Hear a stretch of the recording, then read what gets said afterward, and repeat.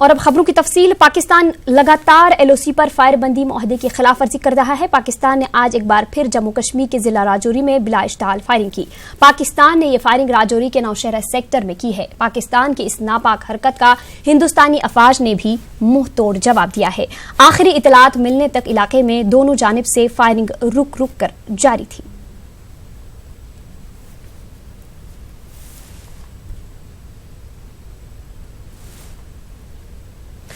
पाकिस्तान ने हिंदुस्तान पर cease fire मुआहदे में खिलाफ वर्जी का इल्जाम लगाया है। इस सिलसिले में पाकिस्तान ने हिंदुस्तान के डिप्टी हाई कमिश्नर को तलब किया है और हिंदुस्तान के जरिए जंग बंदी मुआहदे की खिलाफ वर्जी का इल्जाम लगाया।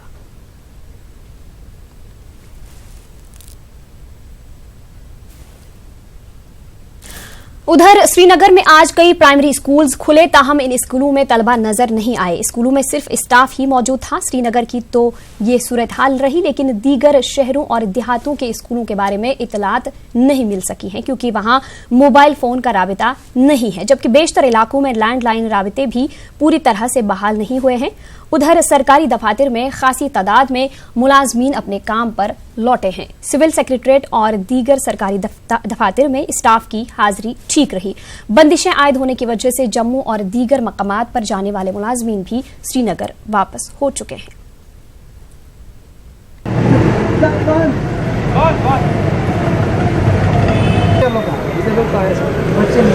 बच्चे कोई नहीं आया। आपने मीडिया भी आए सुबह अंदर घुसा सब। कौन आए थे? मीडिया वाले आए थे।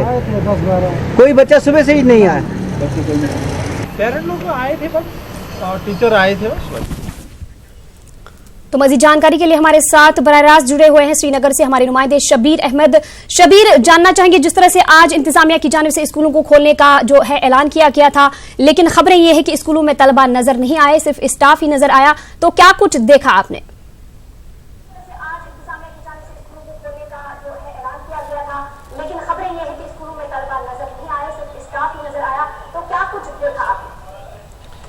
देखिए उल्फत, यहाँ पे स्कूलों में बच्चे तो नहीं आ पाए। कुछ स्कूलों में असातिज़ा आए थे, स्कूल खोले गए थे, लेकिन बच्चे नहीं आए। जैसा कि आप जानते हैं जिस तरह के यहाँ पे हालात हैं, ऐसे हालात में कोई भी जो वालिदैन है वो बच्चों को स्कूलों में जाना, स्कूलों में भेजना श्रीनगर शहर में पसंद नहीं करेंगे। मैंने आपको पहले भी बताया था कि अगर हुकूमत स्कूल खोलने की बात कर सकती है, वो करती आ रही है। उस वक्त पे हमने सवाल किया था कि श्रीनगर जैसे शहर में जहाँ पे सिर्फ एक स्कूल में एक ही इलाके के बच्चे नहीं आते हैं, वहाँ पे कैसे स्कूल खोल सकते हैं। हाँ, उन्होंने एक कोशिश ज़रूर की, वो कोशिश कर रहे हैं कि स्कूल किसी तरह से खुलें, लेकिन बच्चे स्कूलों में आज यहाँ कहीं नज़र नहीं आए। सना जी, अगर शबीर हालात की बात करें तो हालात किस तरह के आप देख पा रहे हैं आज?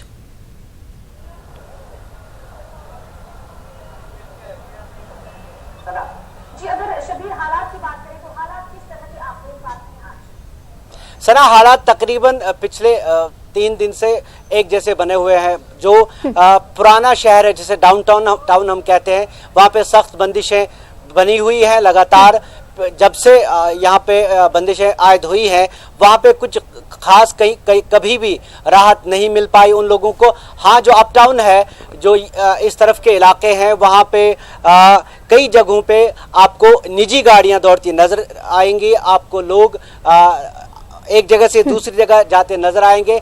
यहाँ पे कुछ निजी ट्रैफिक चल रहा है, कई जगहों से खारदार तारें हटा ली गई हैं, बंदिशें कम की गई हैं, लेकिन डाउनटाउन में नहीं। और जहाँ तक ट्रांसपोर्ट का ताल्लुक है, ट्रांसपोर्ट भी सड़कों पे आपको नजर नहीं आएगा, जिसे हम अवामी ट्रांसपोर्ट कहेंगे। हालांकि ये कहा गया था सरकारी तर्जमान की जानिब से कि अवामी ट्रांसपोर्ट भी सड़कों पर लाया जाएगा, लेकिन फिलहाल उसमें कोई कामयाबी नजर नहीं आ रही है। सना शबीर, अगर सरकारी दफातर की बात करें तो वहां पे क्या हाल है? वहां पे मुलाजमीन आ पाए हैं अपने दफातर की तरफ?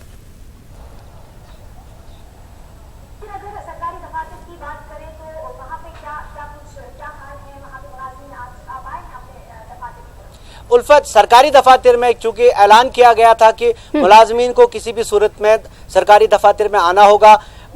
हम आपको बता दें, जो सिविल सेक्रेटरीट के मुलाजमीन हैं काफ़ी इसी इलाके में रहते हैं, जिस इलाके में हमारा दफ्तर है। वो पिछले कई दिनों से गायब ही नज़र आ रहे थे, लेकिन आज हमने देखा कि कई सिविल सेक्रेटरीट के मुलाजमीन यहाँ पे थे जो आज सिविल सेक्रेटरीट में गए।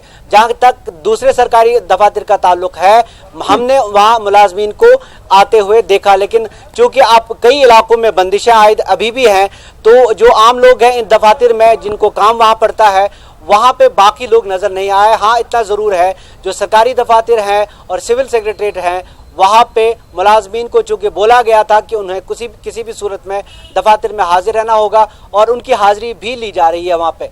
उल्फत, शबीर, अगर दीगर अजला की बात करें तो क्या वहाँ पे कुछ आपके पास मालूमात आ पा रही हैं कि वहाँ पे स्कूल खुल गए हैं या वहाँ पे किस तरह के हालात बने हुए हैं?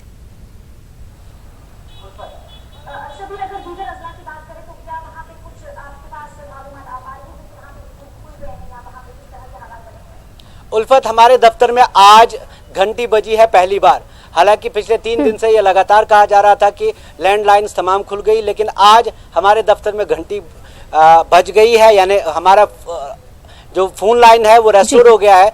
फिलहाल हम तक कोई ऐसी खबर नहीं आई है, लेकिन हमारे चूंकि नुमाइंदे हर ज़िले में मौजूद हैं, मुझे लगता है कि देर सवेर दोपहर तक ये मामला खुल जाएगा।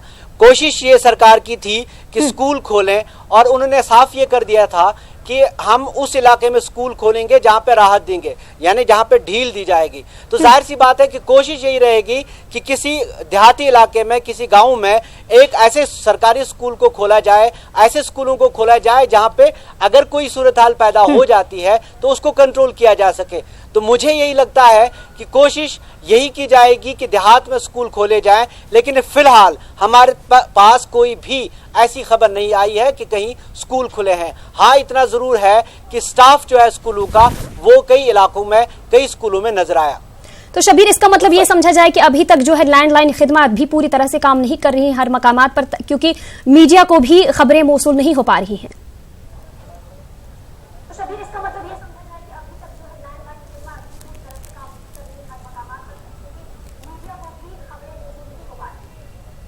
देखिए, मामला ये है कि लैंडलाइंस अब बहुत कम लोगों के पास रही।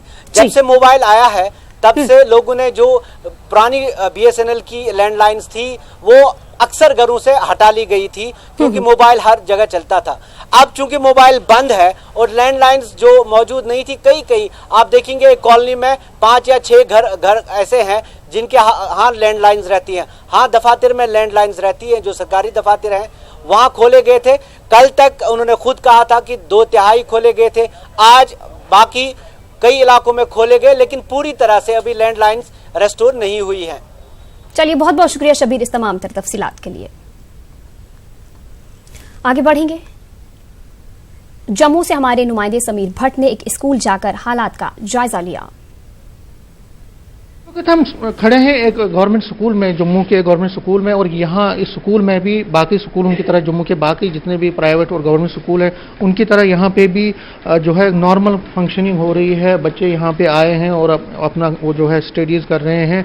हालांकि कुछ रूमर फैले थे कल यहाँ जम्मू में या बाकी जगहों पे टेंशन की, लेकिन ऐसी कोई बात नहीं है। सुबह अच्छी तादाद में जो बच्चे हैं वो स्कूल में आए हैं और स्कूलों में अपने स्कूल में आए हैं, और ये जो है अच्छी तरह से काम यहाँ पे हो रहा है। वो जो जितना भी जो नॉर्मल रूटीन है उनका वो हो रहा है। कुछ बच्चे हैं उनसे हम पहले बात करते हैं और उनसे जानने की कोशिश करेंगे कि किस तरह, क्या कोई प्रॉब्लम तो नहीं हुई। आपका नाम?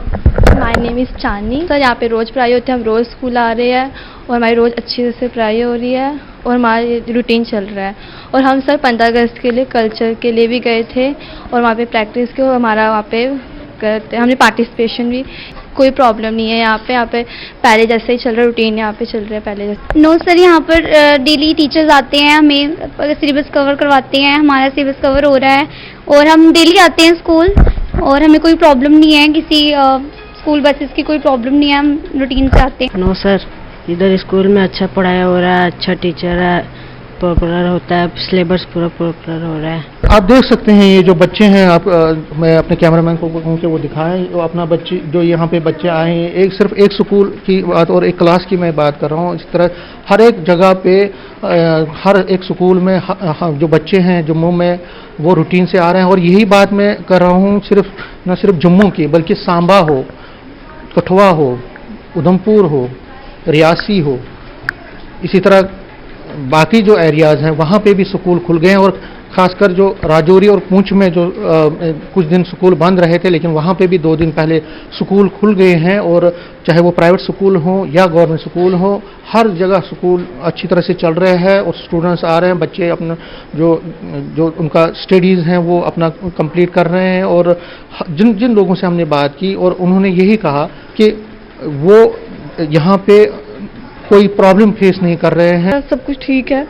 पीछे जब बंद था तो स्कूल्स तो बंद ही थे, लेकिन जब से खुला है सब पूरा, तब से तो ठीक चल रहा है। यहाँ पे स्ट्रेंथ भी हमें पूरी आ रही है, बच्चे सभी आ रहे हैं, कहीं दूर से आते हैं बच्चे वो भी आ रहे हैं, मेटाडोर से आते हैं वो भी आ रहे हैं पूरे। हमारी स्ट्रेंथ भी पूरी है, हमारा पूरा रेगुलर रूटीन वैसे ही चल रही है। यहाँ कोई प्रॉब्लम हमने फेस नहीं की है। तो आप देख सकते हैं कि न सिर्फ जम्मू में, बल्कि अच्छी बात यह है कि कश्मीर वैली में भी कई स्कूल आज खुले हैं और वहाँ पे भी अब स्टूडेंट्स जो है धीरे धीरे बच्चे हैं वो स्कूलों की तरफ जा रहे हैं और वहाँ पे अपनी तालीम हासिल कर रहे हैं। तो ज़ाहिर तौर पर धीरे धीरे सामान्य चीज़ें हो रही है जम्मू कश्मीर में। और अगर यही अच्छा जो ट्रेंड आज शुरू हुआ है कश्मीर वैली में खासकर, अगर यही रहा तो वो बहुत अच्छा आगे के लिए रहेगा। और उम्मीद करते हैं कि पूरा जम्मू कश्मीर में जितने भी स्कूल हैं, चाहे वो प्राइवेट स्कूल हो, वो गवर्नमेंट स्कूल हो, वो जल्द से जल्द हर जगह खुल जाएंगे और जिससे बच्चे जो है अपना सिलेबस भी कवर करेंगे और उनके लिए अच्छा भी रहेगा।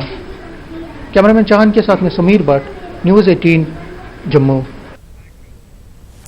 कनाडा के शहर ओटावा में हिंदुस्तानी नजाद अफराद ने यौम आज़ादी का जश्न मनाया। हिंदुस्तानियों ने पार्लियामेंट से सिटी हॉल तक रैली निकाली। इस रैली में ओटावा के मेयर जिम वैटसन और कनाडा के वजीर लीसा मैकल्यूड भी शामिल हुई। परचम कुशाई की तकरीब मुनाकिद की गई थी। लोगों ने आर्टिकल 370 की मनसूखी का खैर मकदम किया। इस परेड में लोगों ने ऐसे बैनर्स थाम रखे थे जिसमें हुकूमत हिंद के इकदाम की सत्ताइश की गई थी। उन्होंने मोदी और अमित शाह का शुक्रिया अदा किया।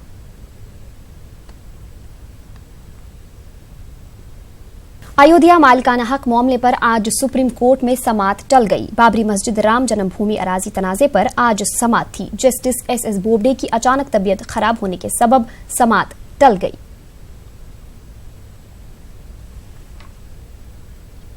अयोध्या राम जन्मभूमि विवाद मामले में सुप्रीम कोर्ट में आज 5 जजों की संविधान पीठ नहीं बैठी है, चूंकि इस मामले की सुनवाई करने वाले 5 जजों में से एक जज एस बोबडे अस्वस्थ हैं, जिसकी वजह से इस पूरे मामले की सुनवाई टाल दी गई है।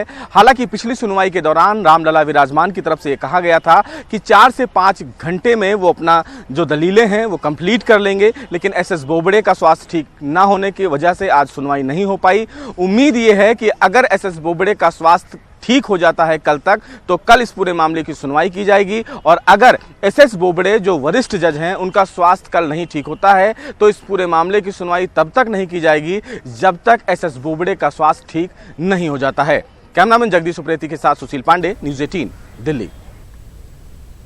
उन्नाव इज्तिमाई इस्मत रेजी मामले की जांच के लिए सुप्रीम कोर्ट ने 2 हफ्तों की मोहलत दे दी है। सीबीआई ने सड़क हादसे की जांच के लिए 4 हफ्तों की मांग की थी, जिसे अदालत उज़्मा ने खारिज कर दिया है। इसके अलावा अदालत ने इस हादसे में जख्मी वकील को भी 5 लाख रुपए का मुआवजा देने का हुक्म दिया है। इस मामले की अगली सुनवाई 6 सितंबर तक के लिए मुलतवी कर दी गई है। उन्नाव रेप मामले में सुप्रीम कोर्ट में पीड़िता के साथ जो एक्सीडेंट हुआ था, उस मामले में सीबीआई ने अपनी स्टेटस रिपोर्ट सुप्रीम कोर्ट में सौंप दी है। हालांकि सुप्रीम कोर्ट में सीबीआई ने इस जांच को पूरी करने के लिए 4 हफ्ते का समय मांगा है। सुप्रीम कोर्ट ने सीबीआई की इस मांग को ठुकरा दिया। सुप्रीम कोर्ट ने यह कहा कि सीबीआई इस मामले में अपनी जांच 2 हफ्ते में पूरी करे। हालांकि सुप्रीम कोर्ट ने पीड़िता के परिवार द्वारा मीडिया में दिए गए बयान पर नाराजगी जताई। सुप्रीम कोर्ट ने उनसे यह कहा कि जब हम आपकी मदद के लिए बैठे हैं तो आपके द्वारा दिया गया कोई भी बयान ट्रायल को प्रभावित कर सकता है। हालांकि मामले की सुनवाई के दौरान सुप्रीम कोर्ट में यूपी सरकार ने यह भी कहा कि जो पीड़िता के साथ उनके वकील जो घायल हुए थे, उन्हें 5 लाख रुपए का मुआवजा दे दिया गया है। अब इस पूरे मामले की सुनवाई 6 सितंबर को होगी, लेकिन सीबीआई को 2 हफ्ते में इन तमाम मामले में जो जांच चल रही है उस जांच को पूरा करना है। कैमरामैन जगदीश उप्रेती के साथ सुशील पांडे, न्यूज़ 18 दिल्ली। मारूफ मदा अहले बैत तैयब काज़मी का लखनऊ में इंतकाल हो गया है। वो 76 बरस के थे। वो दिल और गुर्दों की बीमारी में मुब्तला थे। तैयब काज़मी मरसिया गो और मरसिया खां थे। तैयब काज़मी इदारा तहफ़्फ़ुज़ मरसिया ख्वानी के जेर एहतमाम मुनाकिद होने वाले अशरा मुहर्रम में तकरीबन 20 साल से मरसिया पेश कर रहे थे। उनकी तदफीन बाद नमाज मगरिब कब्रिस्तान आगा बाकिर में होगी। बिहार के साबिक वजीर आला जगन्नाथ मिश्रा का आज लंबी बीमारी के बाद दिल्ली में इंतकाल हो गया। वो तकरीबन 82 साल के थे। डॉक्टर मिश्रा गुज़िश्ता काफी अरसे से बीमार थे और उनका इलाज दिल्ली में चल रहा था। उनके पसमानदगान में 2 बेटे हैं। कांग्रेस लीडर के तौर पर डॉक्टर मिश्रा 3 बार बिहार के वजीर आला रहे। उन्होंने मरकज में भी वजीर के ओहदे की जिम्मेदारी संभाली थी। जगन्नाथ मिश्रा के इंतकाल पर बिहार के वजीर आला नीतीश कुमार ने रंजो गम का इजहार किया है। बिहार हुकूमत ने 3 दिन के सोग का ऐलान किया है।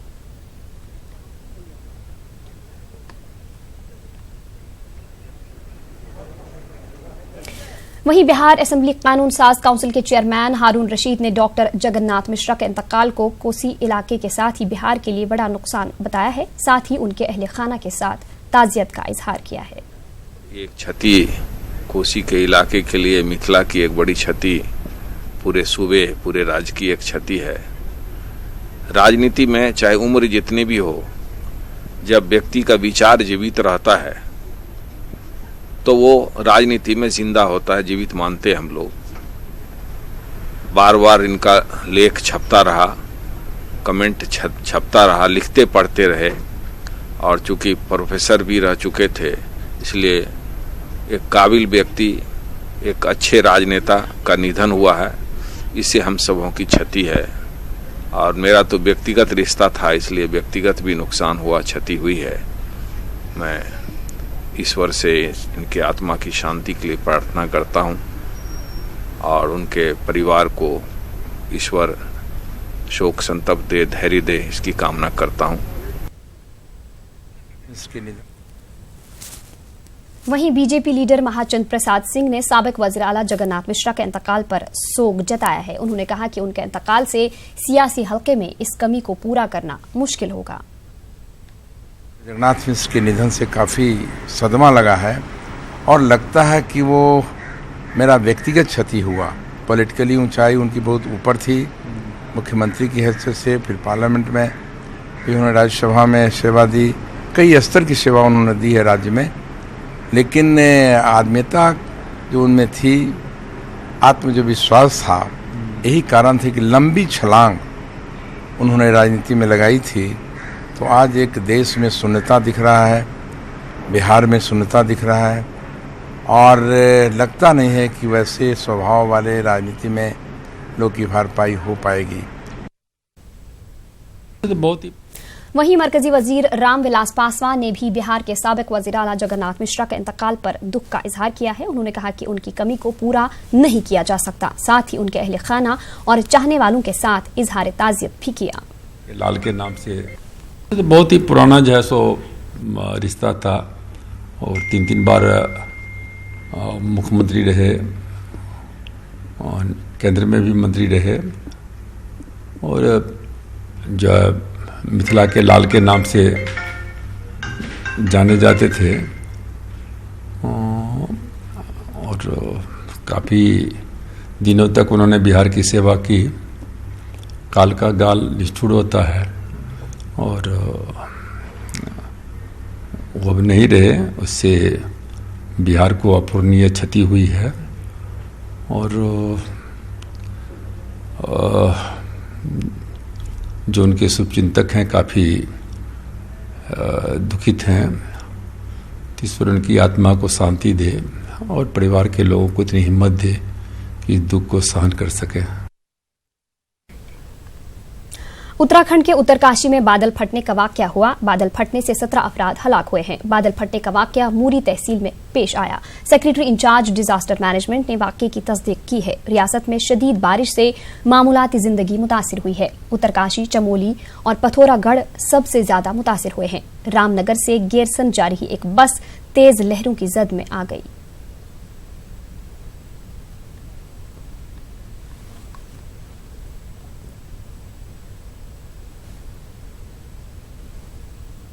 अभी कल शाम तक रात तक का डेटा है जो लोकल लोगों ने बताया है, उसके अनुसार लगभग 17 लोगों का हमारा वहाँ मृत्यु होने के लिए वो सारी इन्फॉर्मेशन मिला है।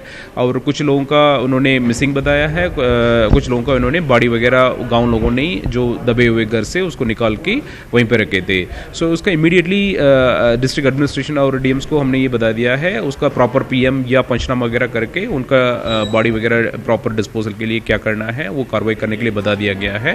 और जो एनिमल से रिलेटेड उनका वेटनरी टीम वगैरह भी मूव कर रहा है, उसका भी कोई इश्यूज वगैरह है। इस बीच बारिश की वजह से जमुना नदी पर बना अंबेडकर पुल की सूरत हाल खतरनाक बनी हुई है। पुल के जॉइंट में कई जगह 6 इंच तक दरारें आ गई हैं। पुल के दर्जनों मकामात पर ऊपरी लेयर बारिश के पानी में बह गई, जिसकी वजह से लोहे की सरिया नजर आ रही है। पुल के फुटपाथ पर यह हालात इतनी खतरनाक है कि पैदल चलने के दौरान छोटे बच्चे नदी में सीधे गिर सकते हैं। मायावती के शासनकाल में यमुना नदी पर अंबेडकर पुल बना था और पुल की स्थिति बेहद खराब हो गई है। यह पुल खतरनाक हो सकता है। तस्वीरों में आप देख सकते हैं जो पिछले 3-4 दिनों से बारिश हुई उसके बाद पुल जर्जर अवस्था में पहुंच गया है। 6 इंच से ज्यादा का गैप पुल में हो गया है। जो जॉइंट है उस पर जगह जगह सरिया नजर आती है। तो बेहद खतरनाक स्थिति में यह पुल पहुंच चुका है, लेकिन प्रशासन का ध्यान अभी शोर नहीं है और लगता है हादसे का इंतजार किया जा रहा है। हम बात करेंगे लोगों से जो पुल से गुजरते हैं, उनसे पूछेंगे कि क्या स्थिति है और क्या महसूस करते हैं। ये जो पुल की हालत हुई है, कैसा लग रहा है आपको, क्या लगता है? स्थिति देख के तो ये सभी जान जाएंगे कि पुल की हालत कितनी गंभीर हो, कैसी खतरनाक हुई भी है। आप देखो इस पुल की हालत, कोई देखभाल नहीं, कोई पूछताछ नहीं, लोग बाहर आने जाने में डर रहे हैं। यहाँ पे कुछ भी कोई भी कभी भी कोई हादसा हो सकता है। तो हादसा कभी भी हो सकता है, लेकिन जो जिम्मेदार संस्थाएं हैं वह पल्ला झाड़े हुए हैं अब तक और यमुना का रूप भी विकराल होता जा रहा है। ऐसे में पुल का खतरनाक होना गंभीर हादसे का संकेत देता है। कैमरामैन बंटी के साथ हिमांशु त्रिपाठी, न्यूज़ 18 आगरा। उधर पंजाब के जिला जालंधर के इलाकों में बारिश के बाद सैलाबी सूरत हाल पैदा हो गई है। कई इलाकों में सरकार की तरफ से एडवाइजरी जारी होने के बाद लोगों ने जरूरी अशिया और जानवरों के साथ घर छोड़ना शुरू कर दिया है। कई घर पानी की लपेट में आ गए हैं, ताहम अभी तक किसी भी जानी नुकसान की कोई खबर नहीं है। वहीं जम्मू की तवी नदी में अचानक पानी का बहाव तेज होने से 2 अफराद एक ब्रिज के करीब फंस गए हैं। फजाया के हेलीकॉप्टर की मदद से दोनों अफराद को बचाने का अमल जारी है। स्क्रीन पर रेस्क्यू ऑपरेशन की तस्वीरें देखी जा सकती हैं। कहा जा रहा है कि 2 लोग मछली पकड़ने की गर्ज से तवी नदी के ब्रिज के करीब गए थे, ताहम पानी का बहाव तेज होने से वो वहां फंस कर रह गए। हेलीकॉप्टर की मदद से इन्हें बचाया जा रहा है।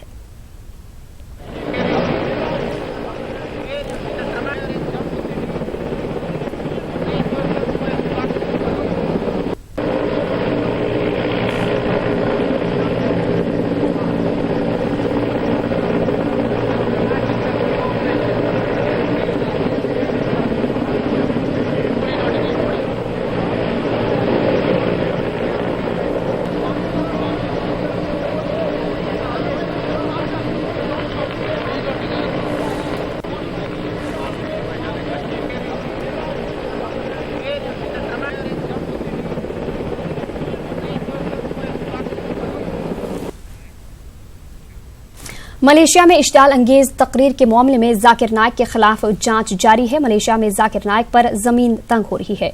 मलाका स्टेट में मरकजी जलसों और तकारीर पर पाबंदी आयद की गई है। आपको बता दें कि मलेशिया की 6 रियासतों में पहले ही इनके मजहबी प्रोग्रामों पर पाबंदी लगाई जा चुकी है। हाल ही में जाकिर नाइक ने अपने तकरीर में कहा था कि मलेशिया में हिंदू बिरादरी के लोगों को मुस्लिम बिरादरी से 100 गुना ज्यादा हुकूक दिए जा रहे हैं, जिसके बाद मलेशिया के वुज़रा ने जाकिर नाइक के खिलाफ कार्रवाई की मांग की थी।